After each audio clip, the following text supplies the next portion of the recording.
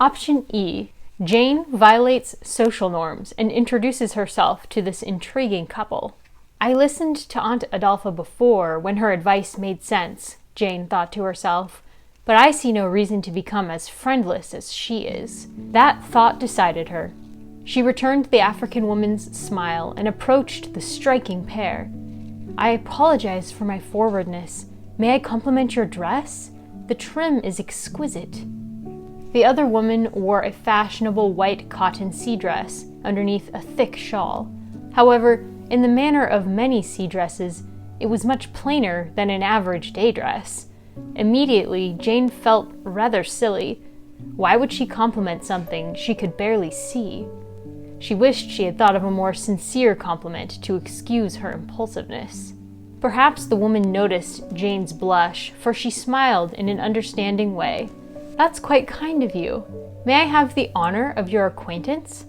They exchanged introductions, and Jane nearly swooned when she realized whom she had so recklessly addressed: Sarah Forbes Bonetta, favored beneficiary of Queen Victoria. The man beside Sarah was her fiancé, the West African businessman, Mr. James Davies. In the wake of her own parents' death, she had completely forgotten that Sarah would be married in Brighton that very summer. But Sarah immediately set Jane at ease with the soothing rhythm of small talk, which the reader, as a respectable person, can surely imagine for themselves. After a few minutes of this, Sarah excused herself and Jane from Mr. Davies by inviting Jane for a walk. Jane accepted gladly. They began to stroll along the beach, dodging and smiling at the many other seaside visitors.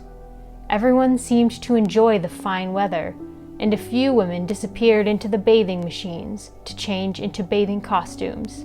Sarah laughed as one child, soaking wet, complained about the chilly water.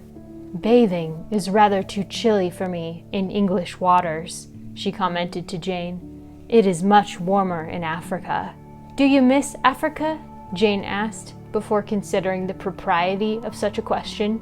She found herself forgetting that she had only met Sarah a half-hour before. Sarah showed no discomfort with the question, however.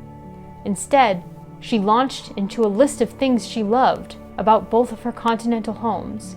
Now that they had waded through the formalities, Jane found herself truly absorbed by Sarah's remarkable gift for description. She felt as though she were strolling alongside the Indian Ocean with Sarah, instead of the English Channel. Sarah is the prime article, Jane thought to herself. Since her parents' death, she had struggled to feel any interest in other people. She preferred to read about faraway places and expeditions for archaeological treasures. But Sarah's genuine enthusiasm seemed to bring the world around them to life. Despite the unconventional manner of their conversation's beginnings, Jane was still stunned by Sarah's concluding remarks. "I am especially interested to study fossils in the land of my birth." Sarah kept her eyes firmly fixed on the horizon, as though giving Jane permission to dismiss this most unladylike interest. "My, how I run on! You are ever so kind to listen." "Do please continue! I'm fascinated!" Jane exclaimed. "What interested you in the subject of paleontology?" Sarah turned to Jane with renewed enthusiasm. "I confess to a late obsession with William Smith's book, Strata Identified." "How wonderful!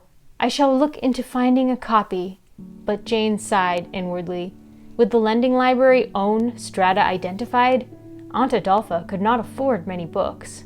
"Oh no, you must borrow mine," Sarah said, taking Jane's hand. "Won't you come for tea?" Jane immediately wished to answer, "Yes, please," but she had to consider such an invitation carefully. On the one hand, a mere hour with bricky Sarah had rejuvenated her spirits.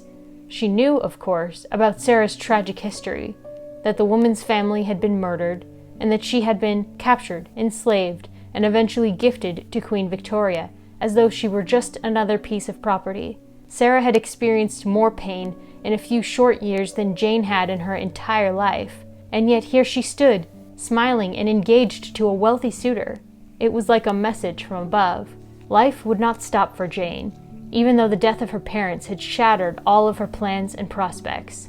But certainly life would continue and she could rejoin it when she was ready. Was she ready now?